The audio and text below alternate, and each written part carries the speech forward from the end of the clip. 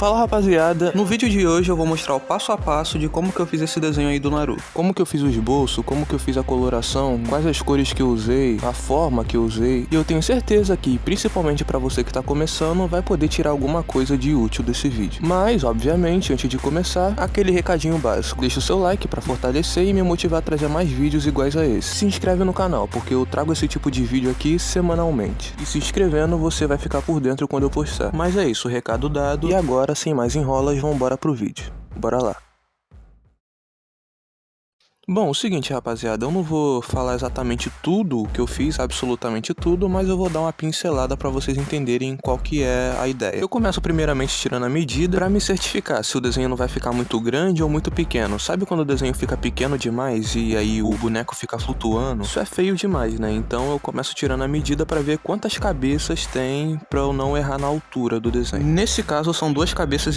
E aí, a partir disso, eu vou fazendo o esboço de fato. Daquele jeitinho que eu já mostrei pra vocês algumas vezes aqui no canal. E quando eu tô desenhando utilizando imagens de referência, eu não me preocupo em deixar tudo igualzinho, cada detalhe exatamente igual. Eu acho que isso mais me atrapalha do que ajuda, na verdade. Você fica muito apegado na imagem de referência e isso acaba te atrapalhando. Pelo menos comigo, né? Eu não costumo me preocupar com cada detalhezinho do desenho, não. Teve uma coisa em específico que eu não curti nesse esboço que eu fiz, que foi esse trapézio, que eu acho que deveria estar um pouco mais alto. Isso até complementa o que eu acabei de falar, né? Que você ficar muito focado na imagem que você tá usando como referência pode acabar te atrapalhando, que foi esse caso. Mas não é difícil de fazer. Você montando uma boa estrutura, você consegue tirar de letra. Especialmente se você tiver um pouco mais de prática, né? Pra quem tá começando agora é bem iniciante, realmente vai ser muito mais difícil, naturalmente, né? Mas se você pratica um pouco mais de tempo, vai ser tranquilo até. Mas no geral, foi isso, nada muito difícil, bem simples de fazer. Bora agora pra pintura? Começando então pela pele. O estilo de pintura que eu vou fazer é um que eu já ensinei aqui no canal, que eu fiz o tutorial de como colorir pele de anime só usando 3 cores. E as mesmas cores que eu vou usar aqui, que é o marrom, o bordô e o rosa claro. Essas 3 cores são as únicas que eu vou usar na pele.